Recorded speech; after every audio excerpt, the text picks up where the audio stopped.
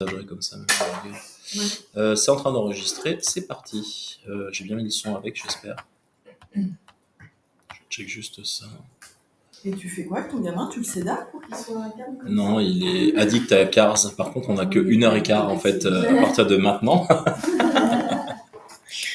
Zou, allez, on est parti. Ouais, donc Learn and Lunch en fait sur les yeux rouges. Alors, je suis parti en fait, les idées de Learn and Lunch, c'est parce que je pense que les formats de formation en soirée, c'est des fois un peu pénible parce que vous êtes cramé le soir, on n'a plus le cerveau en face des yeux. Les après-midi, c'est un peu long, et le format de midi comme ça, une petite heure en fait de formation, c'est assez cool. Donc, et puis j'ai pris des sujets qui sont intéressants parce que c'est fort d'expérience de cas référés qui sont des fois référés trop tôt, trop tard, où il y a des choses qui auraient pu être améliorées en fait. Donc on a réfléchi à ça avec Inès, avec mon assistante, de développer en fait un module, enfin des modules comme ça. On a fait le chat aussi, les pathologies propres au chat, un module ASV aussi qu'on a monté. Donc voilà, des petites choses qui sont toujours intéressantes. Alors, mieux gérer l'œil rouge. Pourquoi est-ce qu'on va essayer de mieux gérer l'œil rouge? En fait, je vais essayer de vous apprendre aujourd'hui à différencier les cas graves des cas bénins. Ça peut paraître simple comme ça sur le papier, mais en fait, il y a plein de variétés de cas. Et on va voir aussi qu'il y a des méthodes d'examen simples et reproductibles qui permettent justement d'accéder à un diagnostic. Pas besoin d'avoir un matériel très très pointu pour faire un bon diagnostic d'œil rouge. Et on verra aussi les erreurs à ne pas commettre, que ce soit sur le diagnostic ou le traitement, pour pas se planter. Je vais déjà vous commencer à vous faire participer un petit peu. Je sais pas si ça marche. Non, ça marche pas sur les écrans. Je vais faire comme ça. La présentatrice vidéo. C'est ça. Alors, vous avez plusieurs pathologies en fait qui sont là. Donc vous avez conjonctivite, kératite, ulcère cornéen, uvite, glaucome, corps étranger, traumatisme. Qui est quoi? On commence par celui-là. Ouais, a priori quoi. D'accord, ça marche. Donc ça c'est un œil rouge, effectivement, motif, rougeur, etc. Est-ce que ça fait mal ça? Ça doit gratter. Ouais, ça doit gratter un petit peu. On voit en fait, il y a un petit épiflora en fait séromuqueux ou séropurulent avec effectivement des poils collés. On voit que ça grattait là, etc. Il faut absolument aller regarder sous la troisième paupière, voir s'il n'y a pas un petit corps étranger qui traîne, surtout en ce moment. Je ne sais pas si vous ici, ça a déjà commencé. Nous, enfin, c'est plein pot. Ouais, c'est plein pot chez nous. Ça. C'est rouge. Ouais, comment on appelle ça en vrai terme scientifique? Un IFEMA, c'est ça. Un IFEMA, c'est donc la présence de sang en fait en chambre antérieure. IVIA-12 sang en fait, il vient d'une rupture de la barrière entre le sang et la chambre antérieure, ce qu'on appelle la barrière hémato-aqueuse. Vous pouvez avoir ça dans plein de cas de figure, en cas d'uvite, effectivement, j'ai entendu. Vous pouvez avoir ça aussi en cas de glaucome, parce que ça a perturbé justement les barrières. Et vous pouvez avoir ça aussi en cas de tumeur, on peut avoir ça aussi en cas d'hypertension artérielle, pas que chez le chat. Des fois, il y a des chiens qui vous font ça en fait de manière spontanée, ou aussi un tox aux antivitamines, antivitaminiques. Et ça peut être tumoral lointain, quoi. Enfin... Non. Ah, tu veux dire en secondaire? Ouais, avec un épuisement de facteurs de coagulation, oui, ça je te le laisse, effectivement, c'est pas le plus fréquent. J'ai eu un cours à Doberman avec un déficit en facteur von Willebrand, en fait, avec ça comme clinique. C'est s'ils ont génétiquement les Doberman, en fait, des déficiences là-dessus, ou des hémophiles, en fait. Une chienne en couple qui avait été opérée 2 jours avant, une hystérique, etc. Avec les 2 yeux rouges, elle se cognait partout. Le chien de mon voisin, il a eu ça, et en fait, on les examens, ils ont trouvé qu'il avait une tumeur pulmonaire. Ouais, c'est ça. Donc, sans forcément pouvoir être catégorique sur il y a un lien entre les deux. En fait. Après, ça peut être un mélanome de l'iris qui saigne aussi, ça. De manière générale, un œil comme ça, vous voyez rien dedans, qu'est-ce que vous faites? À part mesurer la pression, tout ça, etc., examiner, quel réflexe vous devez avoir? Je ne vois pas dans mon œil, qu'est-ce que je fais? Ouais, écho. Est-ce que c'est dur à faire? Non. Une goutte d'anesthésique locale, du gel échographique normal, une bonne assistante ou un assistant qui tient bien l'œil ouvert parce que non, je déconseille parce que la qualité d'image est moins bonne. La tête reculée, bien écarter les paupières, on pose la sonde et vraiment une couche de gel, vraiment faites une glace à l'italienne en fait. Alors pourquoi l'assistant est essentiel? Parce que s'il lâche, il y a du gel plein les paupières et après ça glisse. Donc, une fois qu'ils sont posés, ils bougent plus. Ok? Donc, vraiment tout bête. Donc il fait mal, donc probable uveique, mais effectivement là-dessus, quand on voit pas dans l'œil, il faut aller en échographie, on voit qu'il y a un petit néo-vaisseau en plus là ici, donc ça veut témoigner en fait de l'ancienneté du phénomène. Et tu regardes quoi à l'écho? La structure globale, vous prenez votre structure, une coupe anatomique d'œil en fait, et vous voyez la même chose. Encore la position du cristallin, on regarde l'iris, la forme de l'iris, et les corps ciliaires, et la rétine, voir si elle est décollée ou pas. Ça vous donne une notion de pronostic, d'urgence, etc. Et puis au pire, vous prenez l'image, vous envoyez par WhatsApp, et puis franchement, sincèrement, c'est un des examens les plus simples qui soit. Avec FAS, on avait fait une visio de... Une visio là-dessus, en fait, C'est quoi, c'est linéaire? ouais, ils sont linéaires. Ah, on a pas. À choisir, c'est linéaire, l'idéal. Après, tu peux prendre une C8.5, ça va très bien ainsi, mais le mieux, c'est linéaire, effectivement. Ouais, oui. Moi, C'est pour ça. chaque fois que j'ai essayé, je suis là. En fait, dans ma tête, je sais ce que je suis censée voir, mais l'image, Ouais. j'étais là. Après, le mieux pour tous ces examens-là, c'est entraînez-vous sur les animaux anesthésiés. Le varichat que vous avez, de toute façon, vous mettez du gel sur l'œil. Vous n'allez pas finir l'ordre comme moi, en fait, à mettre du gel sur un œil de chat. Donc, vous mettez, et puis vous regardez ce que ça donne, en fait. Rien que de vous faire à l'idée de qu'est-ce que c'est qu'une image normale. Ça, c'est quoi? Kératite. Ouais, c'est une kératite. Alors, c'est pas forcément évident, en fait, à deviner, parce que, enfin, on a l'impression qu'il y a quand même un relief, etc. Vous mettez de la fluorescéine là-dessus, ça fait quoi? Ça se prend pas forcément. Ça fixe. Ça fixe. Tout ce qui va être tissu granulation en surface de la cornée, ça fixe, c'est un faux ami justement. La fluorescéine va réagir là-dessus, mais c'est pas forcément un ulcère. Okay. D'accord. Donc ça, faites attention. Et souvent, en fait, que ça soit les kératites, ça c'est chez un chien. Donc ça c'est classique. Hein. Ici, vous devez en avoir pas mal parce qu'on a l'altitude. Chien de berger, ça vous parle? Avec des kératites superficielles chroniques. Hein. Donc le berger blanc suisse, le berger allemand, ça vient souvent en inférolatéral comme ça. En fait, c'est périodique, c'est saisonnier. Faut leur proposer des lunettes, parce qu'il y a un facteur UV qui influence. Il n'y a que la cortisone qui fonctionne là-dessus. Les autres immunomodulateurs, c'est bof, je trouve. Enfin, ou du moins en monothérapie, ça marche moins bien. Et les premiers signes, en fait, vous les voyez souvent sous la troisième paupière. Oubliez en fait cette lésion. Vous voyez que la troisième paupière, elle est comme bosselée. Et souvent, il y a une dépigmentation en fait de la troisième paupière qui se fait. Ça, c'est un élément clinique qu'il faut absolument voir. Parce que si vous attendez que votre propriétaire vienne parce que le chien se cogne dans les murs, ce qui arrive souvent, et parce que j'ai pas renouvelé le Maxidex en pharmacie. Donc voilà. Aucun intérêt de mettre un antibiotique dessus. Escan, galénique, veto, vous avez des produits en clinique qui ne présentent que de la dexaméthasone en forme topique. Non. Et si. Ah oui. Et ouais. Le Fradexam, mais en collier. Ah oui, on peut trouver genre de pas mettre le deuxième. Tu mets pas la poudre. La poudre, c'est la framicétine en fait, et la dexaméthasone, c'est l'autre. Donc si vous voulez que les gens continuent à... Non mais, si, parce qu'en fait, finalement, sur une infection de surface comme ça, vous avez juste besoin de dexaméthasone. Donc finalement, vous mettez l'antibiotique. Ah, il n'y a pas une sorte de puissance. C'est la pénétration. Ouais. En fait, c'est une infection de surface. Donc tu t'en fous qu'il pénètre dans l'œil. Par contre, là, sur une UVI, tu peux te poser la question, parce que la forme phosphate, en fait, de la dexaméthasone qui est... c'est dans la forme sodique, pardon. Dexaméthasone qui est dans le Fradexam, elle est hydrophobe, elle a tendance à moins bien pénétrer dans le corps. Quand tu as une inflammation comme ça, quand même, ça rentre. C'est Maxidrol, c'est ça? C'est Maxidex, ouais, en particulier. Maxidrol, c'est l'association avec l'antibiotique. Ok. Donc ça, vraiment, donc affection de surface, prédisposition raciale. Ça,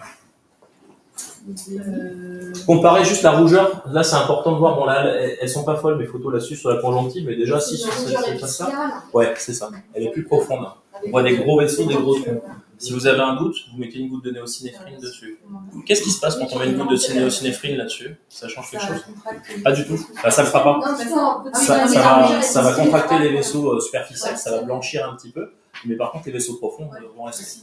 Mais alors qu'à gauche, ça va sur la conjonctive, parce qu'on est La cornée, elle est comment pour vous sur celle-là? Elle est opaque. Elle est opaque, ouais. Donc Donc il y a un œdème cornéen. L'animal, en plus, il est assez douloureux, ça sointe un petit peu, etc. La pupille, elle est comment? Elle est assez déformée, donc il y a une dyschorée, effectivement. Vous pensez à quoi là-dessus? Uvite. Et où? Glaucome. Hein, les deux peuvent expliquer le phénomène. Ce qui peut changer un petit peu, c'est effectivement la dilatation ou pas de la pupille. Un myosis va être plus signe en fait d'avoir une uvite, en fait, et une hydréase plus en faveur d'un glaucome. D'accord. Donc plus la pression est augmentée, ça pousse vraiment les limites en fait de l'espace de la chambre intérieure. Donc là, en l'occurrence, effectivement, ça fait vraiment penser en fait plus pour moi à un glaucome. Vous n'avez pas de tonomètre maintenant. Comment est-ce que vous pouvez évaluer la pression de cet œil-là? Ouais, en digité. Comme vous pouvez vous entraîner sur vous, sur votre voisin, vous appuyez sur vos paupières. Avec un peu d'entraînement, on peut mesurer une différence de pression de 10 à 15 points de pression. D'accord. Donc on va dire juste avec les doigts. Bon, Non, je sais pas si c'était suivant ta sensibilité, effectivement. Mais quand tu es face à un animal, le pouce, c'est peut-être plus facile que de mettre l'index, en fait. Parce que tu peux tenir le crâne en même temps que tu fais une rétropulsion. Sauf, bien sûr, si c'est un glaucome bilatéral. C'est un peu plus compliqué. Bon, ça. Ulcère, ok, ça marche. Un ulcère comme ça qui baille bien, alors il est plus rarement dans ce sens-là. Faut bien penser en fait à un problème ciliaire, un frottement chronique, quelque chose qui se répète. On voit qu'on a un front de granulation qui arrive ici, et là il y a quelque chose qui a raboté. Donc ça serait pas étonnant que celui-là il ait un petit cil, un cil ectopique ou chose comme ça. Donc ça fait aussi de la rougeur. Donc ça fait de la néovascularisation, mais à pas confondre avec ça. La fluorescine, elle va fixer en fait dans le fond de l'ulcère, sauf C'est un ulcère prédesmétique, parce que la desmétocèle, en fait, la membrane de Desmet, elle est hydrophobe, elle ne fixe pas la fluo. Donc si vous mettez de la fluo là-dessus, en fait, sur un ulcère très profond, ah bah tiens, c'est pas un ulcère, en fait, il n'y a pas de fixation fluo, mais si, en fait. D'accord. Et dernier, ouais, trauma. Ça, c'est un gamin qui tirait la carabine à air comprimé, en fait, sur les chats. Le plomb était dans le vitré. Lui, j'ai eu la très bonne idée de faire une radio.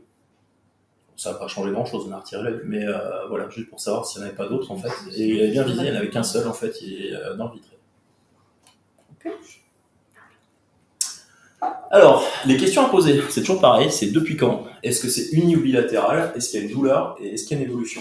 Déjà, juste on vous annonce au téléphone, il y a un œil rouge qui vient, et en plus on sait que c'est récent, c'est unilatéral ou bilatéral, est-ce qu'il y a la douleur ou pas, ça vous permet de grader la prise en charge, l'urgence de la prise en charge, et ça vous oriente sur un diagnostic, en fait, sur la précocité du diagnostic.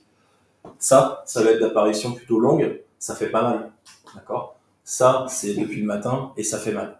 Donc toutes ces choses-là, en général, je vous les ai mis dans la colonne de droite, les trucs où vraiment, c'est des trucs en urgence, vraiment, ça arrive soudainement, même si il y a un petit fond de chronicité avec le néo-vaisseau en surface, ça c'est pareil, ça fait mal, c'est très rouge, etc.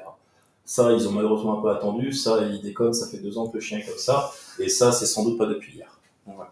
Donc pareil aussi, un discours auprès de l'assistant qui prend les téléphones, de leur apprendre un peu ça, en fait, leur expliquer, de dire voilà quels sont les critères d'urgence. Moi, je dis toujours, en fait, un animal qui va gratter, qui va fermer l'œil, qui va couler beaucoup de l'œil, ça, c'est impératif.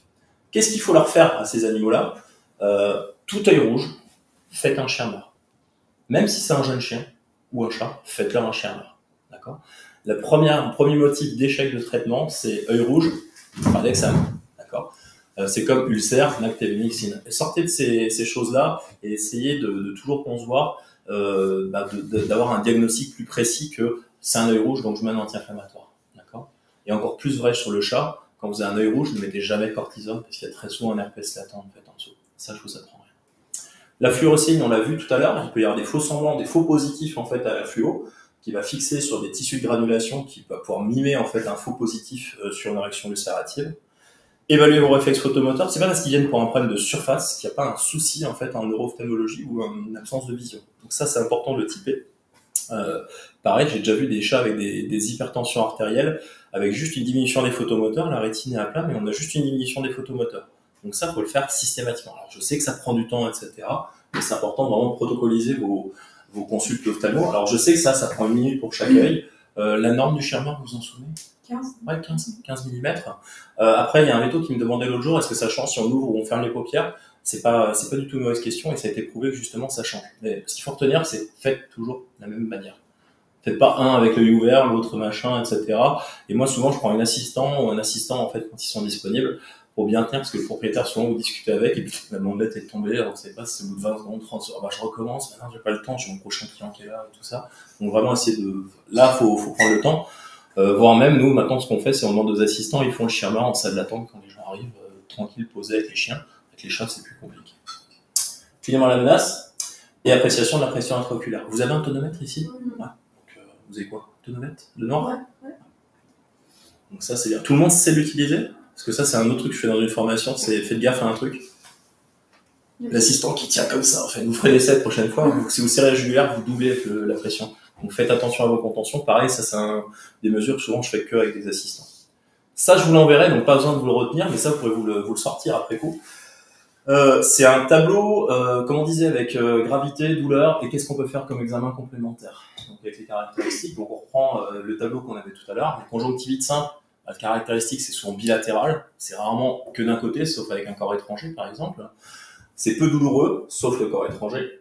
C'est peu grave, pas de douleur. Et ce qu'il faut faire absolument, et ça je vais le redire au moins 15 fois aujourd'hui, c'est un Schirmer, une cytologie si vous avez un doute sur la présence d'iosinophiles, par exemple sur un chat, et éventuellement une PCR sur des agents, en fait c'est plutôt chez le chat. Qu'est-ce qu'on va chercher chez le chat comme agent pathogène, principalement quand vous avez des conjonctivites? Herpès, chlamydiose, mycoplasme. Calicivirus ou pas?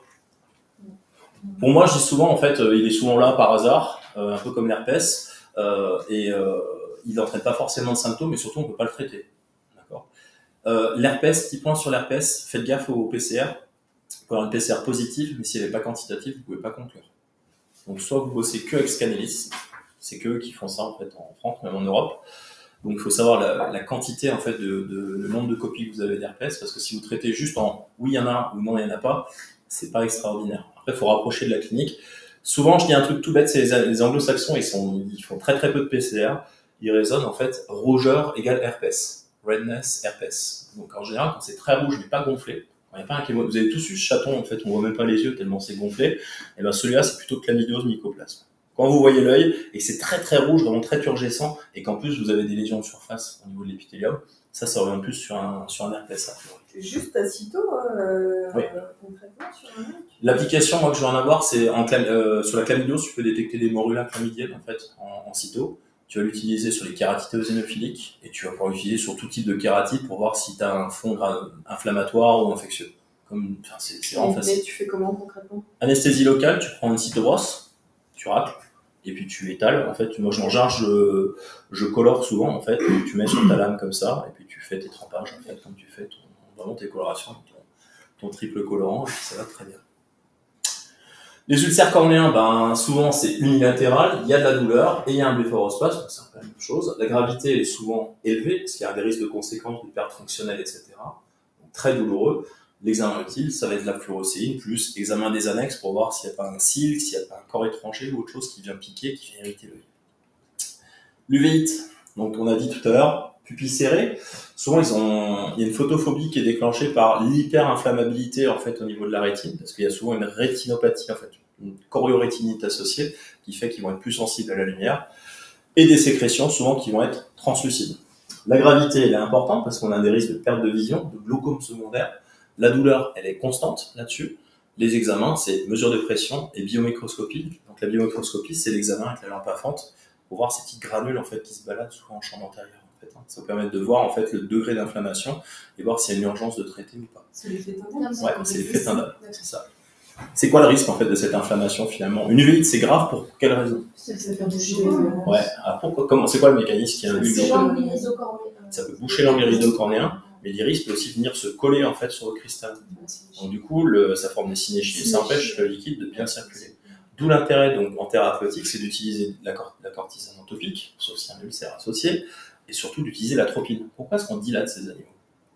Pour éviter les adhérences. Pour éviter les synéchies. C'est tout bête, d'accord? Et souvent c'est oublié, et faut vraiment pas l'oublier celui-là. Et aussi souvent port de collerette parce que vu qu'ils sont mal, ils ont tendance à frotter, et c'est vite fait de se coller en fait un ulcère d'automutilation. Moi justement j'ai peur d'utiliser la tropine sur des cas comme ça parce que comme on dit que ça peut être dans les cas de bloc. Induire. Alors, voilà, si tu n'as pas de moyen de mesure de la pression à l'instant T où tu vas évaluer ton animal, oui effectivement à l'aveugle je déconseille d'utiliser la tropine. Mais si tu sais que tu as une pression qui est inférieure à 10, tu risques pas grand chose. Tu auras plus d'intérêt de le faire que de ne pas le faire. Et en cas d'ulcère, du coup c'est toujours un peu compliqué. Cortisone général. C'est peut-être sans doute moins efficace, mais voilà quoi. Après, faut bien imaginer en fait, la cortisone, elle ralentit la cicatrisation, elle baisse son système immunitaire, c'est tout ce que ça fait. Donc il faut accepter. J'ai eu un chien comme ça récemment qui avait une mycie avec un ulcère profond. On a fait une greffe. J'ai dit au gars, la greffe, elle va sans doute pas prendre. Il voulait pas arrêter la corticothérapie générale. Il n'a pas voulu m'écouter. Il a continué le cortisone. On l'a revu au bout de 8 semaines. La greffe a pas pris. Je dis, faut savoir ce qu'on veut. Donc là-dessus, effectivement, il faut consentir. S'il y a un fort risque infectieux septique au niveau de l'ulcère qui est présent, vaut mieux faire cortisone générale. Si par contre, c'est un ulcère de surface sur un bulldog, etc., vaut mieux traiter l'uvite. Je préfère un bulldog avec une cornée un peu opaque, car mal cicatrisé, plutôt qu'un chien aveugle. Le glaucome aigu, donc ça, c'est classique, hein, souvent c'est lié à la race. On a eu dur, la pupille va être complètement dilatée, la cornée va être opaque, comme on disait tout à l'heure. Ça, c'est une vraie urgence. Dans les urgences ophtalmo, il n'y en a pas 40. Il y a l'ulcère perforant ou l'ulcère collagénien, ça c'est assez sévère, et le glaucome suraigu. Souvent sur des races prédisposées, vous en connaissez des races prédisposées au glaucome? J'en ai pas, je suis pas sûre. Ouais. Golden, Braque, tu vas avoir les Springer Spaniel, les Cockers, les Jack parce qu'ils font des luxations cristallines, les Fox aussi. Et enfin bref, c'est ces cas de glaucome primaire. Là, ils n'ont pas un problème d'inflammation dans l'œil, c'est un problème de conformation de leur angle qui est trop serré et qui va se fermer en fait assez spontanément, souvent entre 5 et 10 ans. C'est rare sur les animaux jeunes. Corps étranger, je ne vais pas vous la faire, ça vous le connaissez. C'est souvent localisé, unilatéral, avec des sécrétions purulentes, d'apparition suraiguë. La gravité est variable, parce que des fois, ils le tolèrent très bien. La douleur qui est quasi systématique. Et examen donc sous anesthésie, fluorescéine pour vérifier qu'il n'y ait pas un ulcère, on regarde sur la troisième paupière, et surtout, vous ne vous arrêtez pas au premier. Vous sortez un épiel pour regarder s'il n'y en a pas un deuxième, un troisième. J'en ai 5 en record personnel sur un œil. Donc faites gaffe à ça.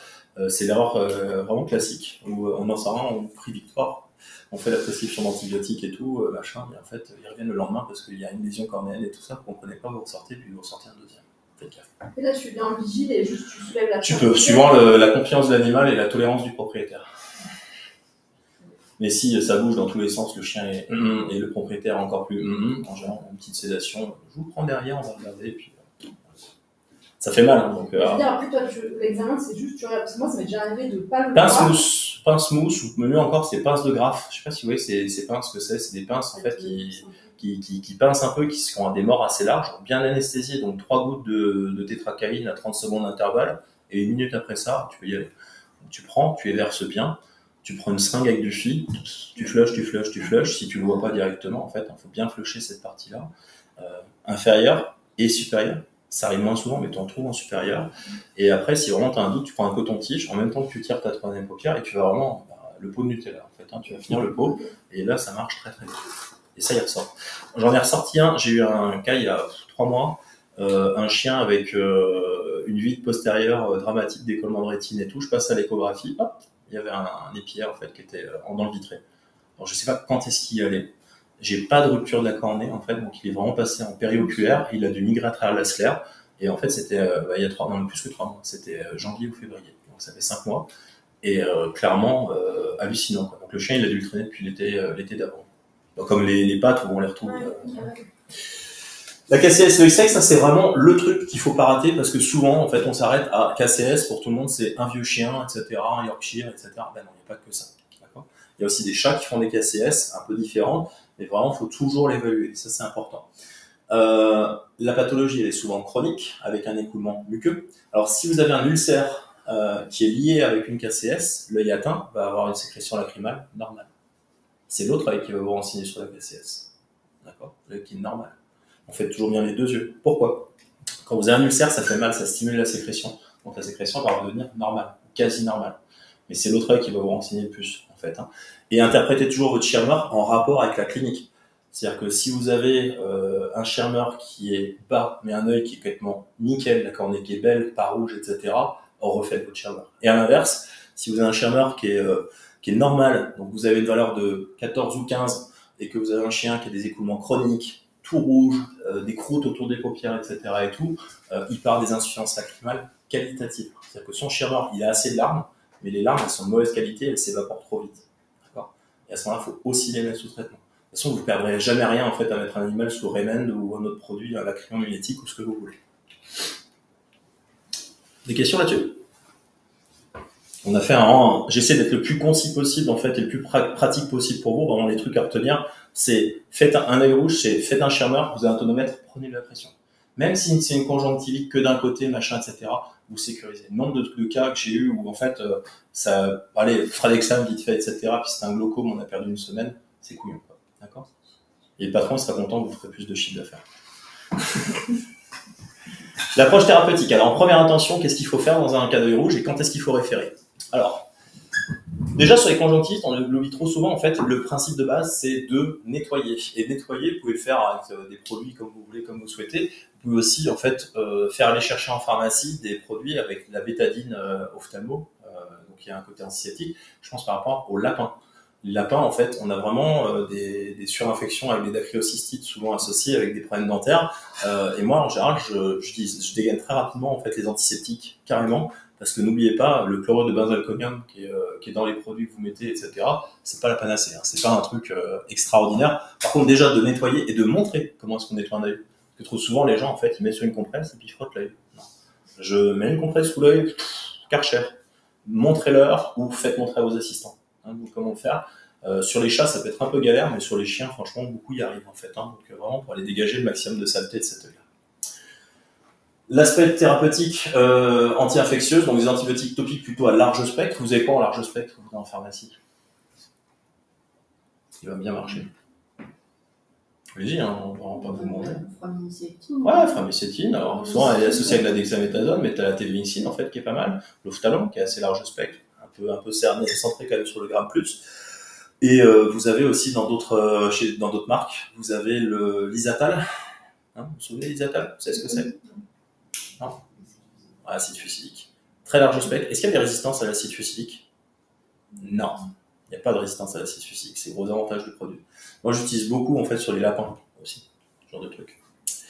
Allergique. Donc, quand on a une partie allergique, en fait, à la conjonctivite, donc j'ai des conjonctivites saisonnières, le jeune chien, en fait, où ça coule, etc. Sur le matin, il y a un petit caca qui est collé, mais en fait, les gens me disent, il pleure toute la journée, etc. Les anti-inflammatoires non stéroïdiens ou les anti-inflammatoires stéroïdiens topiques seuls suffisent, pas besoin d'antibiotiques. Et qu'est-ce qu'il faut faire en durée de traitement? Vous traitez combien de temps un chien qui a une conjonctivite folliculaire? C'est ce où vous tirez, vous avez plein de petits follicules. Allez, C'est longtemps. une semaine, 3 semaines ou 6 semaines? 6 de base. Ah oui, D'accord. sans se poser de Moi, je leur dis, vous partez pour 6 semaines de traitement avec regard possible, double 6 semaines. D'accord. Prévenir que c'est souvent plus long. Il y a une étude qui a montré qu'à moins de 18 mois, pour les chiens de moins de 18 mois, en fait, souvent ça fait des formes qui sont beaucoup plus aiguës, mais qui en général, s'ils en traitent suffisamment longtemps la première fois, ils ont fini pour leur vie. À l'inverse de l'adulte, quand ils déclenchent leur phase, c'est beaucoup plus mesuré en termes de symptômes. Par contre, ils ont des besoins de traitement qui sont beaucoup plus longs que les jeunes chiens. Souvent, c'est asymptomatique, ces trucs-là. C'est léger. T'as l'impression que les gens ils viennent pour rien, quoi, en fait. Non, mais des fois, ils viennent même pas, c'est en consulte. Ouais. Tu regardes et tu vois ça. là, est-ce que. Cas par cas. D'accord. Cas par cas. Donc là, vraiment, on sait toujours pas à quoi c'est dû. Moi, je pense intimement qu'il y a un effet, il y a quand même un effet un peu saisonnier. En fait, on n'en voit pas en hiver ou très très peu en hiver. Donc, j'ose imaginer qu'il y a un peu une irritation, l'air, le machin, etc. Donc, aussi une bonne indication de port de lunettes pour ces animaux. Et nettoyage systématique, vous revenez de balade, vous rincez, etc. Et éventuellement, en avant-balade, vous pouvez leur mettre un lubrifiant cornéen si vous voulez, ça y a pas de souci. L'uvite. Alors, traitement, on en a déjà dit un petit peu quelques mots. Retenez une chose, c'est que l'uvite n'est que la manifestation d'un symptôme général. D'accord. L'uvite, votre œil, c'est juste un hublot, en fait. Vous voyez juste qu'il y a le feu dans la maison. Donc, une uvite, avant de se traiter, ça se diagnostique. Donc, faites numération formule, électrophorèse des protéines s'il faut, un bilan bioche s'il faut. Pareil, sondez bien sur l'origine de l'animal. La lèche magnos, ça fait des très belles uvites. D'accord. Sur le mode de vie de l'animal, la pyro aussi, vous pouvez avoir un déclenchement en fait d'uvéite seul, sans symptômes, sans sang dans les urines, sans hématurie et sans hyperthermie associée. Donc vraiment essayer d'ouvrir le parapluie là-dessus. Et sur les jeunes chats, c'est important d'aller chercher la PIF. Retenez que la PIF, 30% des chats à PIF déclenchent le premier symptôme qu'ils ont, c'est uvéite, pas forcément bilatéral. Et comment est-ce qu'on prélève ça? Il faut piquer dans l'œil. Parasynthèse de champ antérieur, c'est pas très compliqué à faire et ça peut rapporter gros. L'avantage, c'est qu'on détecte le pathogène assez rapidement, donc ça, c'est quand même assez intéressant. Après, vous pouvez faire aussi votre rapport albumine-globuline en parallèle, et puis vous voyez qu'en fait, il y a une probabilité assez élevée qu'il y a d'avoir une PIF. Il y a pas la toxo aussi qui fait C'est bien que tu poses la question, parce que jusqu'à il y a 2-3 ans, je le faisais en routine aussi, j'ai arrêté. Par contre, il y en a un que je cherche maintenant, parce qu'en fait, je crois que c'est 64% des uvites félines qui sont idiopathiques. Donc on trouve pas la cause. Avant, on avait dit toxoplasmose pendant 20 ans. En fait, on a cherché, donc j'ai jamais trouvé. Donc je pense pas, en fait, personnellement. Ce qu'il faut chercher là-dessus, c'est par voie générale si la cause, un FIV élevé. En parasynthèse, tu vas chercher en premier la PIF, et si les gens sont motivés, moi je le cherche maintenant, c'est l'encéphalitozoonose. Faut oublier que les chats, ils bouffent des souris, en fait, et les souris peuvent présenter des encéphalitosomes. Et ton chat, en fait, quand il bouffe la souris, il laisse pas la tête de côté, en fait, il bouffe tout. Donc il se contamine comme ça, un chat de tout âge. Donc chat qui va dehors, et des fois j'ai des chatons qui n'ont pas vu la couleur de l'herbe, et il y a un passage comme chez le lapin entre maman et petit. Okay. D'accord. On fait gaffe à ça. Il y a même, en fait, il y a une publication récente où ils se sont amusés sur des chirurgies de cataracte à ponctionner, en fait, l'humeur aqueuse et l'enlever au labo. Et en fait, ils ont trouvé qu'il y a un certain type de cataracte qui est la conséquence de l'encéphalitozoonose. Exactement sur le même modèle que le lapin. Seule contrainte, c'est qu'il y a un labo en Europe qui le fait, c'est Labo Klein, en Allemagne. Okay. C'est la seule contrainte. Sur l'humeur aqueuse, du coup. Surtout tous les milieux, mais celui qui cherche non, parce que j'ai cherché ça, exactement. Ouais. Ouais. Et du coup, la parasynthèse, c'est juste on met en anesthésique locale et... Tu m'y fais penser après, je vous montre une vidéo à la fin, comme ça, hein, je vous ferai ça. Ouais, on avait fait une note pour plus tard. Tant que tu es bien tangent en fait, au plan d'iris, et que tu prends certaines précautions, il n'y a pas de souci. L'atropine, pourquoi? On en a déjà parlé un peu tout à l'heure. En fait, c'est l'effet médiatique qu'on souhaite, en fait, hein, pour limiter les synéchies, donc limiter les adhérences et éviter l'hypertension secondaire. Et l'effet cycloplégique. Ça vous parle, ça, l'effet cycloplégique? On peut parler d'antidouleur, si vous voulez. En gros, l'atropine, elle va agir, en fait, à la base, en arrière de l'iris, au niveau des corps ciliaires. C'est un peu le nœud de rassemblement de toutes les terminaisons nerveuses de votre cornée, en fait, hein, cornée et chambre antérieure. Donc, ça va vraiment bloquer, en fait, la transmission nerveuse. Gros avantage, ça va jouer sur la douleur. Vous pouvez l'utiliser aussi dans quel cas? Là, on parle de l'uvite, mais dans quel cas vous l'utilisez? Ulcère. Avec une contrainte, c'est quoi la contrainte de l'atropine? Ça diminue la sécrétion. Ouais, parce que c'est parasympathicolytique. Votre sécrétion lacrymale, elle se contrôle parasympathique. Là, je vais vous tuer. L'influx parasympathique, bah, si vous le lisez trop longtemps, sur un chien qui a déjà une KCS, donc faites gaffe. Donc regardez bien l'état de sécheresse de l'autre œil. Si c'est pas un chien qui a une sécheresse, pas de souci, vous pouvez l'appliquer en fait jusqu'à une semaine de traitement. Et bien souvent, 3 jours peuvent suffire. On réfère dès qu'il y a un hyphéma, un hypopion. En gros, dès que c'est un tyndal, dès que vous avez un brouillard qui est présent, vous pouvez le gérer. Dès qu'il y a une méduse qui flotte, je déconseille parce qu'elle ne s'en va jamais, en fait, celle-là.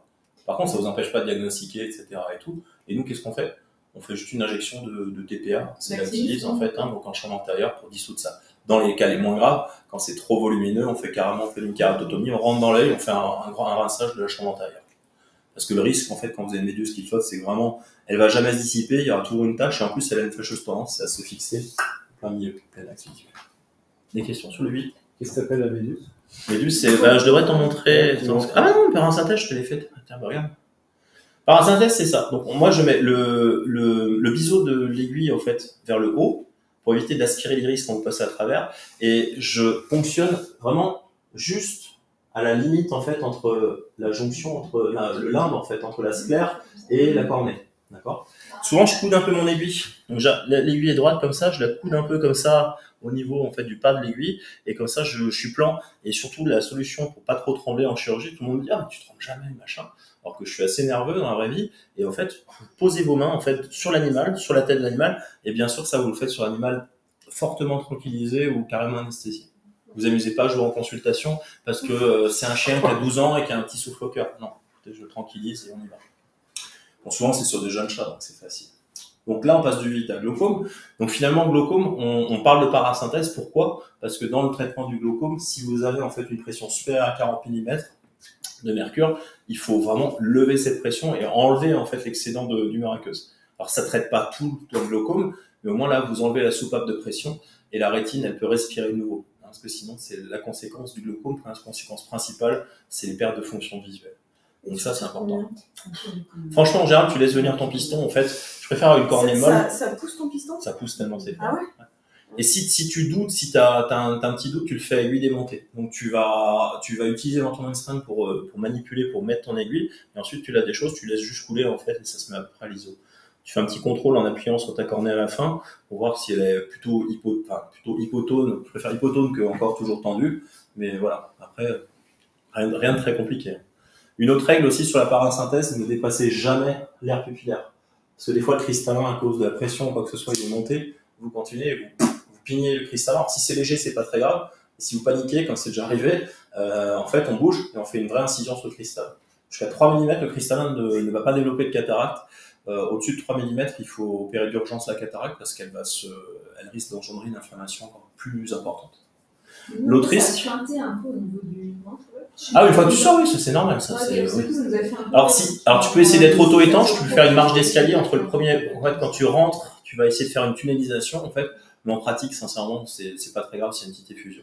L'autre critère de risque, c'est que là, vous avez le grand cercle artériel de l'iris, donc si vous êtes un peu trop incliné, faites gaffe à ça, vous risquez de le percer, alors là, il y a du sang partout. Déjà que l'iris est inflammatoire, alors que ça saignote un peu, là, genre sur une uvite.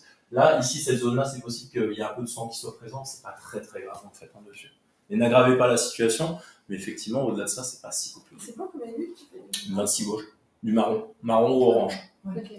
C'est pareil énorme. Hein, ouais, quand tu vois. Non, on dirait que c'est que t'as piqué avec la rose là. C'est ça. Et quand tu regardes le microscope, ouais, effectivement. Le glaucome, j'en parle un peu de traitement parce que c'est toujours bien de faire le point. Un glaucome, le but du jeu, c'est de maintenir la vision, en fait. Hein. Donc finalement, c'est aussi un des critères d'urgence de référé. C'est-à-dire, si vous avez un animal, vous êtes sûr que c'est un glaucome, il voit encore, et que vous avez du mal à régler sa pression, il vaut mieux référer rapidement. S'il voit plus, En général, ouais, enfin, l'église, elle est là, en fait. Hein. Moi, comme je dis aux gens, en fait, des fois, les gens disent, ah, faut que vous fassiez quelque chose, et tout. Je dis toujours pas de cierge. Je suis désolé. Le but du jeu aussi, c'est supprimer la douleur, hein, souvent. Alors, c'est inconstant. La douleur n'est pas un critère absolu de diagnostic du glaucome. Des fois, j'ai des glaucomes qui viennent. Les gens me disent, il y a 2-3 jours, effectivement, il a eu l'œil fermé toute la journée. Puis il vient vous voir, le chien, l'œil parfaitement ouvert, il voit plus, tout rouge. Parce qu'en fait, c'est un peu comme, c'est le système élastique. Hein. Si vous avez fait ça quand vous étiez gosse, on se met un élastique autour du doigt, c'est tout marrant, puis au bout d'un temps, on fait, non, je sens plus rien. Donc, on voit ceux qui rigolent, ils l'ont fait. Donc, c'est le même principe sur le glaucome. Ça fait mal pendant 24-48 heures, on fait plus rien. J'ai même des fois eu des gens, on les voit on diagnostique le glaucome, on met le traitement en place, ils rappellent le lendemain en disant, ouais, mais il a toujours vraiment mal et tout ça, puis le troisième jour, ils annulent le contrôle. En disant, ça va mieux, tout ça. Ok, ça va mieux. On se revoit dans 3 mois pour enlever l'œil. Prévenez toujours de l'atteinte possible contralatérale. Je dis souvent, quand on voit un glaucome en aigu, on va essayer de sauver les meubles sur l'œil atteint, mais on va surtout éviter qu'il fasse un glaucome sur l'autre œil. C'est le meilleur client, entre guillemets, pour faire ça. Ça, c'est quand on a des glaucomes primaires, mais aussi secondaires. Quand vous avez une uvite, elle n'est pas que d'un œil. Il y a aussi l'autre œil qui peut être atteint. Donc, vous arrêtez pas juste à mesurer la pression d'un œil, vous comparez par rapport à l'autre, et vous aurez des surprises. Traitement d'urgence. Donc, la parasynthèse, si la pression est très élevée. Les inhibiteurs de l'anhydrase carbonique, donc l'acétazolamide, vous connaissez le nom déposé? Ouais, Diamox, en fait.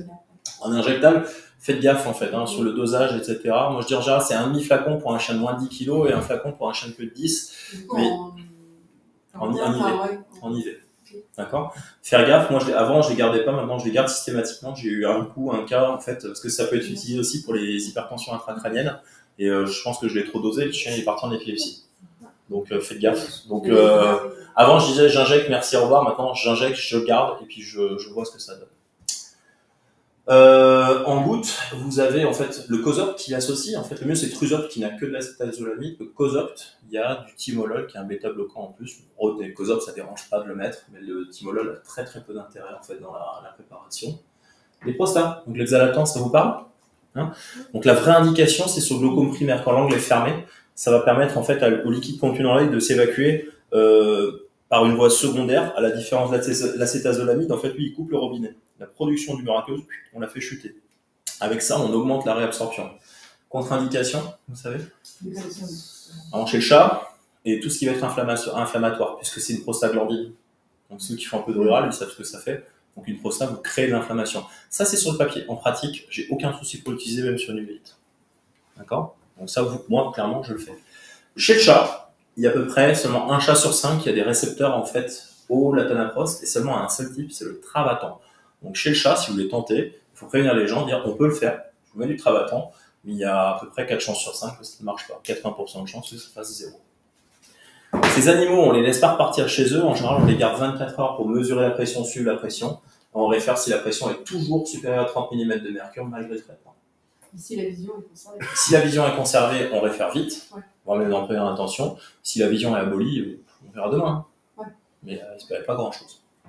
Ça marche? Le traitement théologique, j'ai entendu luxation de cristallin tout à l'heure, c'est la meilleure indication de chirurgie en urgence sur le glaucome. Le cristallin bascule, il va écraser l'angle iridocornéen en avant, donc tant qu'on n'a pas levé cet effet, là franchement, vous pourrez mettre toutes les gouttes, les parasynthèses que vous voulez, etc. Alors là, c'est peut-être une seule contre-indication de la parasynthèse, parce que si vous rentrez dedans, en fait, vous allez percer le cristal. Okay. Donc voilà. Lui, par exemple, ça fait déjà quelques temps qu'il est comme ça. On l'a tous eu, hein, ce chat, hein, souvent, on fait comme ça avec des luxations de cristallin. C'est des chats qui ont fait des uvites toute leur vie, et bien sûr, le cristallin, il se luxe. Antérieur, urgence. Postérieur, si la pression est bonne, on peut essayer de le maintenir en fait en postérieur. S'il n'est pas très gênant, s'il est bien posé derrière, franchement, honnêtement, ça peut être une bonne indication. Par contre, prévenez toujours les propriétaires que même en chirurgie sur un animal qui est voyant comme ça, on estime aujourd'hui entre 40 et 60% de conservation de vision après chirurgie. Ce qui veut aussi dire qu'il y a entre 40 et 60% dans le sens de perte de vision suite à la chirurgie. Donc nous, avant, je ne le faisais pas, maintenant, je fais des consentements éclairés. Parce que je le disais à l'oral, en fait, j'en ai un qui me foutait l'ordre d'un coup comme ça, en disant, mais vous m'avez pas dit qu'il pouvait perdre la vue. Si, je vous l'ai dit, mais bon, maintenant, je fais signer un consentement à tous pour qu'ils comprennent que oui, il y a un risque, en fait. D'accord ? Glaucome, donc qu'est-ce qu'on fait nous quand il y a un glaucome? C'est important que vous sachiez les techniques chirurgicales. Donc, si l'œil est voyant, si l'œil est plus voyant, ça vous pouvez faire, il y a des choses que vous pouvez faire. Si l'œil est voyant, on met en fait des systèmes de drainage qu'on appelle un goniochinte. Donc on met une voie de dérivation. Au lieu que le liquide en fait s'évacue par la voie conventionnelle, donc par la voie trabéculaire. On va poser en fait une cartouche qui permet juste un flux unidirectionnel d'une aqueuse. Il y a un petit tube en silicone comme ça qu'on introduit en chambre intérieure. Donc en fait, c'est une sorte d'écluse. Et quand il y a un excès de pression, ça sort de la pression en dehors de l'œil. C'est nouveau ça? Non, ça fait faire 5 ou 6 ans que j'en pose. Ah oui. Donc voilà ce que ça fait. En 5-6 ans, c'est nouveau. Donc en pratique, voilà ce que c'est. Sur la base théorique, les résultats de cette méthode-là, Ça combien de temps? à vie.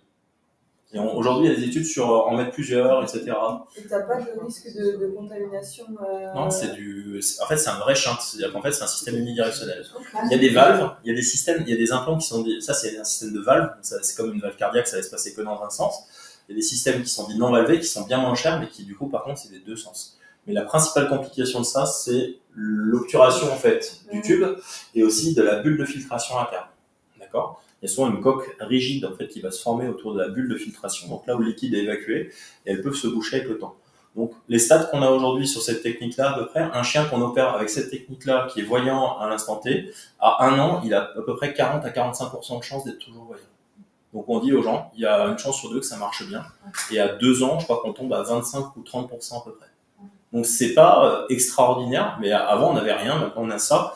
Et on peut aussi l'associer avec la cyclodestruction laser. Le principe, c'est comme avec votre acétazolamide, on va aller brûler les corps ciliaires à travers la sclère, on va les affaiblir, on va baisser la production.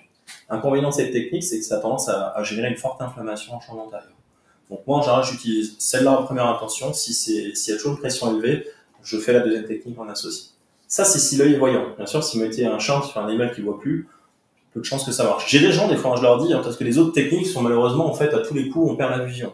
Donc je leur dis, est-ce que vous voulez tenter pour récupérer la vision, sachant qu'il n'y a pas de test. On peut faire un ERG, vous savez, ces flashs qu'on fait sur la rétine pour voir ce qu'il en est, mais ça peut pas, un ERG plat ne veut pas forcément dire qu'il est définitivement aveugle, et un ERG bas ne veut pas dire qu'il va forcément revoir derrière. Donc je dis aux gens, on peut tenter, puis il y en a qui sont très motivés, donc on met un shunt, et puis même ça peut être une technique comme une autre, mais ils sont prévenus qu'il y a quand même peut-être une deuxième opération qui sera réalisée plus tard. Donc s'ils ne voient plus, qu'est-ce qu'il faut faire? Énucléation. Énucléation, vous la faites dans tous les cas. Si vous avez un glaucome suite à tumeur, ne cherchez pas, on tire l'œil, terminé, on met pas un shunt, on ne fait pas autre chose. La prothèse intraoculaire, c'est la technique élégante. L'animal, il s'en fout, mais le propriétaire est content. C'est des gens qui ne veulent pas entendre parler d'avoir un animal borgne. D'accord. Donc le principe de la prothèse, c'est on incise la sclère en haut, ici. On va vider le contenu, donc le format phallacoque, vous enlevez le cristallin, tout ce qui est dedans, etc. Et ensuite, on a une pince, on appelle une pince à sucre, qui permet d'injecter une prothèse en silicone. Donc c'est un silicone assez rigide, c'est pas des prothèses mammaires, mais qui va avoir une sorte de rigidité, en fait. Donc il faut bien calculer son coût, il ne faut pas qu'il soit trop gros ou trop petit. Et à terme, ça fait des résultats qui sont plutôt esthétiques. D'accord. Intérêt pour l'animal, pas mieux, pas plus que l'énucléation. Pour le propriétaire, impact assez fort. Il y a des gens, moi je leur montre des photos, je dis voilà, votre chien il peut ressembler à ça ou à ça. Tu dis tu gardes ta cornée. Tu vas voir. T'incises la sphère, t'incises dans le blanc en fait ici, et en fait tu enlèves tout le contenu. Par contre, sur des chiens à iris bleu, en fait, les gens ils tiquent un peu parce que ça fait un œil noir. On n'a que des billes noires, on n'a pas des billes bleues. Et on n'a pas encore des gens qui font des oculoprothésistes, en fait. Un jour, ça viendra. Et tu leur montres une photo de... Toujours. Moi, quand je dis il faut faire quelque chose, en fait, ça lui fait mal, il y a un glaucome, il y a une tumeur. Enfin, tumeur, c'est plus facile à montrer. Les chats, je leur montre cette photo-là en disant voilà le résultat, parce qu'il n'est pas trop vilain, lui. Et je leur montre une photo de bille, et puis voilà. En termes de tarifs, franchement, ça joue à peut-être 200 € près entre les deux techniques. Donc je leur dis aux gens, vous choisissez. Et si les gens, si le glaucome il est là depuis longtemps, qu'il est stable, ça bouge pas. Ça dépend si j'ai une bufftamie ou pas. De toute façon, dites à vos propriétaires qui ont des animaux glaucomateux qu'à terme, de toute façon, il y aura forcément un geste chirurgical à faire. Le propriétaire de chien de 12 ans qui me dit ah non mais il a un petit souffle au cœur, je ne vais pas l'opérer, nanana, machin, etc. Je leur dis de toute façon un jour il faudra faire. Et un jour ça peut être dans 1 an, 2 ans, et le risque anesthésique sera plus élevé à ce moment-là. Donc je préfère votre chien faire quelque chose aujourd'hui que d'avoir un risque anesthésique augmenté dans 2 ans ou 3 ans. Parce que le risque à terme, si les gens ne veulent pas, s'ils ne sont pas motivés, c'est qu'en fait il n'y aura pas d'autre option que ça. Ouais. C'est-à-dire qu'un œil bufftam, un œil énorme, en fait, tu peux que l'enlever. Tu peux pas faire une prothèse intraoculaire parce que en fait il va garder sa taille d'œil, tu peux pas dégonfler un œil. Et l'autre technique qui est assez sympa, je trouve, c'est la cyclodestruction chimique. Vous connaissez? On injecte la gentamicine en chambre postérieure. Alors chez le chat, normalement on peut pas le faire, mais en fait moi je le fais sans trop de conséquences. Alors il y en a qui me disent oh moi j'ai eu des catastrophes parce qu'ils peuvent faire des fibrosarcomes musculaires au chat. L'injection chez le chat, ça peut... C'est budget dépendant. Les gens qui me disent non mais franchement c'est court, je peux mettre 150 € dans le chat et c'est tout. Bon, on fait une cyclodestruction et puis on prévient que s'il fait un fibrosarcome, par contre, en général, ça s'arrête pas sur les données bibliographiques, c'est tout l'orbite et machin, etc. Donc, je leur dis, mais C'est pas douloureux, enfin. L'injection? Non, après, quand ça nécrose, non, ça. Ça nécrose pas, en fait. Le principe de la cyclodestruction, c'est que la gentamicine, au-delà d'être un antibiotique, elle est épithéléotoxique. Donc, c'est toxique pour les épithéliums. Donc, quand vous l'injectez, en fait, en champ postérieur, ça va brûler vos corps ciliaires, donc ça baisse la production du aqueuse. Juste sur ce principe-là. Inconvénient majeur, c'est que ça peut occasionner, si vous dosez trop fort, ça fait une phtisie du bulbe, ou là vraiment, l'effet raisin sec, en fait. Ça peut devenir comme ça. Et à force d'expérience, c'est une histoire de dose. Donc moi, personnellement, maintenant, je préfère sous-doser, quitte à en refaire une deuxième 15 jours après. C'est variable entre 0,2 et 0,5 ml à peu près de Janta. 0,5 sur un très gros chien, et puis 0,2 sur un mini-crotte. Et du coup, tu injectes en champ postérieur, tu passes par... Par la partie planaire, en fait. Juste en arrière, tu te mets à 4-5 mm du limbe, tu piques. Pareil, ça, sur la chaîne YouTube, vous les avez en direct, en fait. Ça, si un jour vous en avez une, franchement, et que les gens soient motivés pour référer, puis là, tu me fais un WhatsApp et je t'envoie la vidéo. Enfin, c'est tout bête. Le seul risque que vous ayez, en fait, c'est de piquer trop tangentiel et d'aller taper le cristallin. Ça arrivait à Inès, là, mon assistante, quand elle commençait. Un coup, je faisais autre chose et je lui ai dit, vas-y, fais l'IVT. Et puis, elle a fait le cristallin, elle a injecté dans le cristallin. Bon, c'est pas grave. On leur a offert une bille. Ils étaient contents, les gens. Donc, voilà. Les ulcères, on reprend un peu la thérapeutique. La thérapeutique, vous l'adaptez selon le degré de l'atteinte. Ne mettez pas des antibiotiques critiques sur des ulcères de surface ou de bulldog. Ça sert à rien. C'est pas l'antibiotique qui les fait guérir, cela. Traitez la cause. Si vous cherchez pas s'il y a un cil mal placé, si vous traitez pas la KCS qui est latente, etc., c'est pas d'avoir mis du Remen 0,75, du Claraplique, du machin, tout ce que vous avez en pharmacie qui va améliorer la situation. Traitez la cause. Ça, c'est vraiment hyper important. Pour limiter la surinfection, vous traitez avec un antibiotique. Vous sélectionnez le bon, faites celui qui est indiqué. Retenez une chose, large spectre quand c'est superficiel, quand ça devient profond, partez sur des molécules un peu plus avancées comme la tobramycine, Tobrex, sur les gentales si vous en avez. Vous pouvez partir aussi sur la ciprofloxacine, donc le siloxan en non déposé, c'est des quinolones que vous avez en humaine. Le séromatologue, je n'en pense plus grand chose en fait, ça a été démontré que c'est pas si efficace que ça, ni intéressant. C'est on prend du sang à l'animal, on centrifuge. Ouais, je sais. Désolé. Mais ça, c'est impressionnant, les gens, on a fait un collier avec le sang de mon chien. Oui, ils adorent, c'est beau. C'est ça. Donc, mais en pratique, non, mais il y a une étude, c'est récent, ça a 2 mois, en fait, ils ont désigné un truc en disant, ils ont fait 2 groupes parfaits avec 200 chiens d'un côté, 200 chiens de l'autre. Je crois même que les résultats ont été meilleurs sans sérum qu'avec sérum. Donc, voilà. Nettoyer, comme on disait tout à l'heure, en fait. Donc, la détertion, c'est le meilleur agent. C'est ce que je dis toujours quand vous avez un ulcère dégoûtant quand vous avez un abcès de chat, en fait, faites quoi? Faites un parage, vous espérez pas. Vous mettez pas de la foruline, un machin en crème dessus. Enfin, vous débridez. Faites pareil avec les ulcères. Si c'est sale en surface, de mettre des antibiotiques, même toutes les 2 heures ou toutes les heures, ça ne changera rien. En fait, donc, nettoyez et n'hésitez pas à tranquilliser et gratter ces ulcères pour enlever les cellules mortes. Ça, c'est important. Pour limiter la douleur, parce que finalement, souvent sur les ulcères, c'est leur motif principal de consultation. C'est mon animal a fermé 3 jours, il gratte, il frotte, nanana. Donc traiter la douleur, donc on a parlé des cycloplégiques tout à l'heure. Anti-inflammatoire par voie orale, pof. Sincèrement, j'ai pas un effet extraordinaire dessus. En topique, les anti-inflammatoires non stéroïdiens sont proscrits. Ils sont toxiques pour l'épithélium, donc ne les utilisez pas. Et bien sûr, spécifiquement sur les ulcères ou... de manière générale. Si maintenant tu commences à... Ah non. Une cornette bien tolérée, on a vu avec la conjonctivite chronique là-dessus. Après, effectivement, dès qu'il y a une ulcération, c'est très très mal toléré. Et puis il y a un véto qui m'a dit l'autre jour des fois il donnait une topette de tétracaïne aux gens pour mettre à la maison quand ils ont trop mal. Pareil, c'est épithéléotoxique, ne le faites pas. Et nous, si on fait en consulte, Ah, une fois, c'est bien. Comme la cortisone, une fois, t'as le droit. La confirmation clinique de l'ulcère. Donc, ce qui est important, c'est caractériser votre ulcère. Toujours d'éviter d'aller regarder juste l'ulcère, en fait, et de vous dire, il y a un ulcère là, machin, donc je vais le gérer comme ça, etc. Regardez un peu tout ce qui est environnant. Commencez par l'extérieur, les paupières, voir s'il n'y a pas un cil. Côté phlémosis, voir s'il y a une inflammation importante. Est-ce qu'il y a une uveitis consécutive? Donc, est-ce qu'il y a un myosis associé? Donc là, oui, dans tous les cas où je vous montre, en fait, il n'y a pas de myosis forcément associé. Un œdème cornéen, ce qui témoignera en fait d'une réaction assez rapide. La néovascularisation, donc ça c'est intéressant. Les néovaisseaux vont vous guider sur l'ancienneté du phénomène en fait. Les néovaisseaux ils poussent, en fait, ils progressent d'1 millimètre par jour. Donc le propriétaire qui vient vous voir en disant depuis hier il a ça, ouais, je suis pas trop d'accord. Donc là vraiment c'est hyper important en fait de cadrer ça et puis d'aller coter un élément fort qui est la kératomalacie. Donc là en fait on a 3 stades différents d'ulcères. Celui qui vous inquiète le plus, c'est lequel? En bas? Pourquoi? Ça a l'air d'avoir fondu. Ça, oui, Ouais, c'est en fait sous le terme kératomalacie. En français, on n'a pas en fait, on pourrait dire ulcère fondant. Les anglo-saxons, ils disent melting keratitis en fait, hein, donc les kératites melting ramollissantes, on va dire. Je trouve que ça ressemble bien au truc. Moi, je dis les puddings. Donc, je dis aux gens, je leur dis toujours, si ça commence à ressembler à de la jelly ou à du pudding en fait comme ça, et ben ça c'est pas bon signe. Est-ce que c'est l'antibiotique qui va gérer ça? C'est des Anticollagénase. Ouais. Et c'est quoi les anticollagénases? C'est la seule indication du NAC aujourd'hui que vous avez, c'est ça. Voilà. Ce n'est pas un cicatrisant. Ça changera rien. Donc vraiment, laissez-le de côté que pour ça. Tiens, j'ai plus de NAC en pharmacie, qu'est-ce que je peux faire? Le DTA ou mucomyste.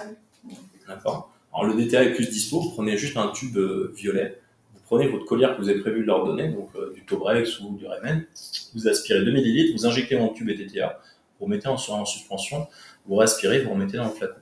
Donc, vous avez à ce moment-là un anticollagénase. Pas grand-chose. Et vous pouvez même rajouter, si vous voulez, de l'atropine.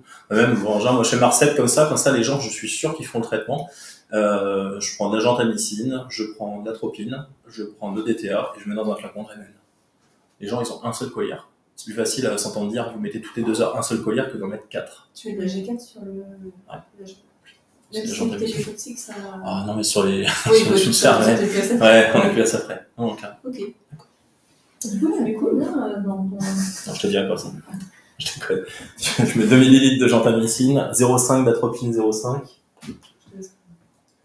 Le DTA et le Remen, vous n'avez pas besoin de vider le flacon. Souvent, j'ai un véto qui m'a dit genre, mais j'appuie, je vidange le flacon à meuf. C'est pas confond. En fait, non, je rajoute dedans, en fait, le flacon est largement. Et même, vous pouvez, le flacon de Remen, vous pouvez démonter comment ça s'appelle, l'applicateur, en fait, au-dessus. Ça se défait. Comme ça, vous tirez dessus. Là, c'est des Raymond, c'est des gros de Raymond. Ouais, c'est Raymond 04. Ça, c'est ancien, qu'est-ce que vous faites là-dessus? Ouais, là, il y a un cortisol négatif. Cortisol. Si vous pensez que ça va faire beaucoup de choses. L'inflammation, elle est là en fait. Hein. Les vaisseaux, là ce qu'on voit, c'est quoi? C'est un piège, c'est pour vous embêter. C'est des fantômes de vaisseaux. En fait, vous avez, ici vous avez la neige, hein. Vous voyez les traces de pas dans la neige, c'est le même principe. Les vaisseaux ont fait une empreinte dans la cornée, ils sont retirés, il n'y a plus de sang qui circule dedans. Est-ce qu'un anti-inflammatoire va faire quelque chose là-dessus? Non. Le temps. Et, ouais, le temps aussi. Le botox. Qu'est-ce que je veux dire? Ça, c'est de la fibrose, hein, c'est un blanchiment. Ce chat, par contre, il aurait été intéressant de le traiter à base de cortisone. Les gens sont venus trop tard, clairement. Souvent, c'est des gens qui disent, j'ai une tache sur le nez de mon chat. En fait, il s'est fait un ulcère herpétique compliqué par une surinfection. Et en fait, ils viennent trop tard parce qu'en fait, on peut agir sur la vascularisation, mais quand c'est comme ça. Maintenant, ça reste un chat. Hein. Celui-là, vous le revenez dans 6 mois, sa cornée, elle est impec. C'est un bulldog, vous le revenez dans 6 mois, l'œil est tout noir et il se colle dans les murs. Ok. Celui-là, vous lui faites quoi? Il est récent? Ouais. En moins d'une semaine. Moi, j'appelle ça récent, en fait. Hein, on va dire. Peut-être, je sais pas. Non, en fait, non, c'est l'œdème. L'œdème, il vient d'où? De la souffrance. Votre cornée, c'est une éponge.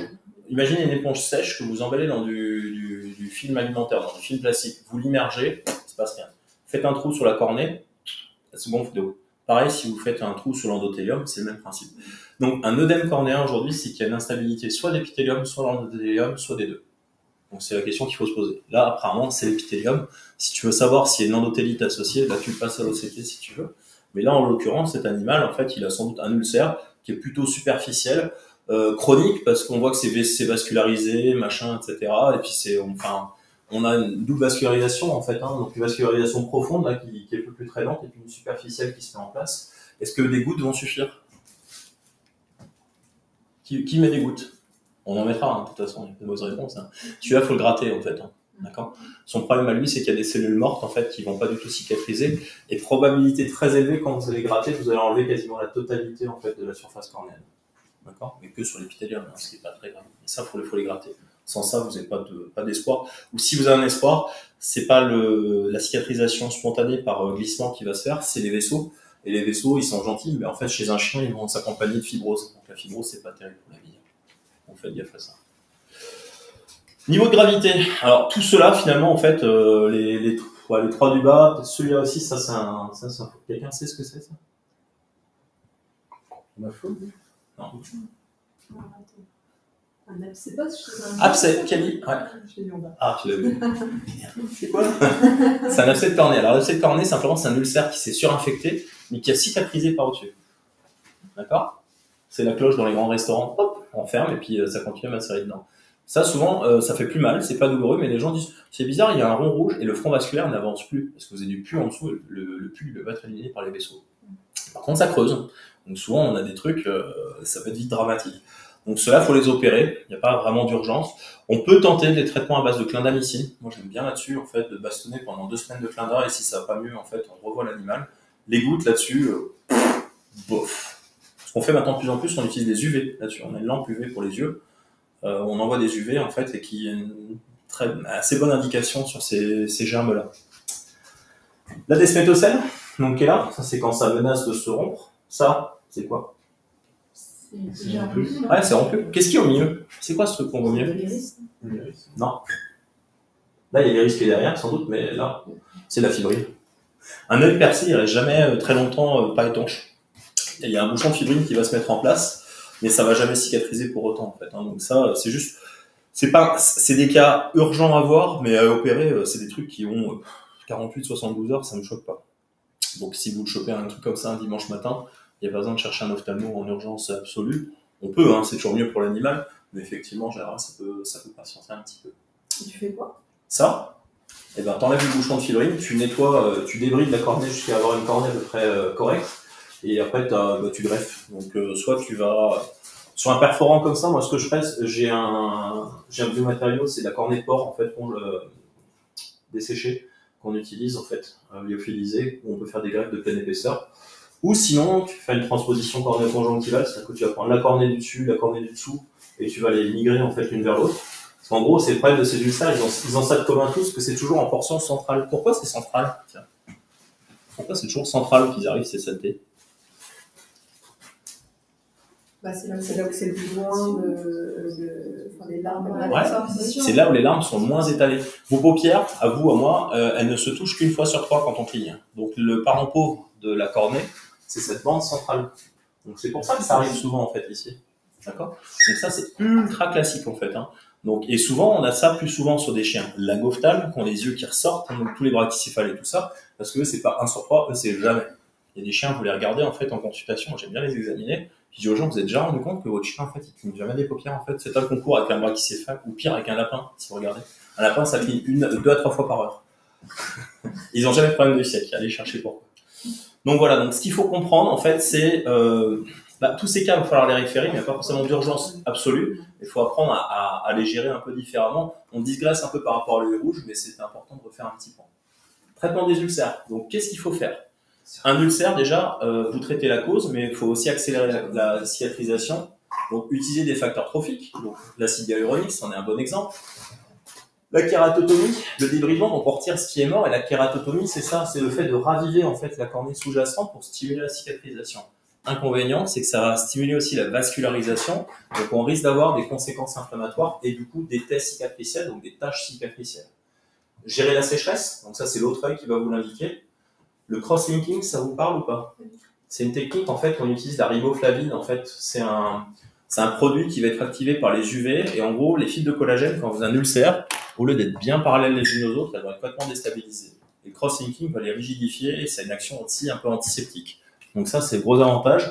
L'inconvénient, c'est que c'est des appareils qui coûtent quasiment 20 000 €. En fait, moi, j'en ai pas parce que franchement, je trouve que c'est pas tellement intéressant. Et vous avez aussi ça, le Clarapic, donc l'OTR 4120, vous l'utilisez ça? Ouais.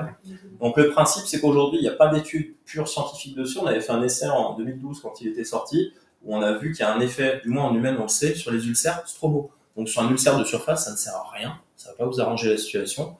Donc ça, on sait, sur les ulcères stromo, ça remet les fibres de collagène en place. Et le deuxième effet que ça va avoir, c'est un effet antalgique.